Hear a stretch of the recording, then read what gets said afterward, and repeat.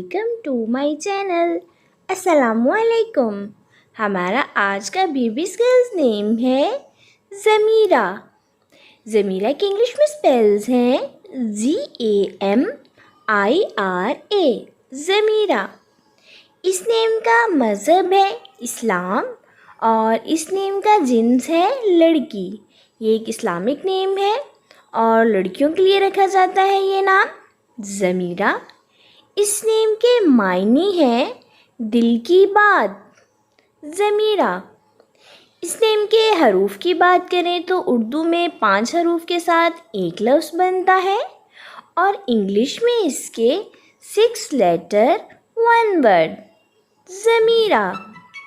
اس نیم کی تفصیل ہے ضمیرہ علی، ضمیرہ احمر. آپ بھی اپنے نام کا معنی جاننے کے لیے کمنٹس میں اپنا نام لکھیں اور معنی جانیے. اینڈ اپنے نام کی اسپیشل ویڈیو بنوانے کے لیے بھی آپ میرے کمنٹ باکس میں اپنا نام کمنٹ کر سکتے ہیں. And please subscribe my channel, like, comment and share.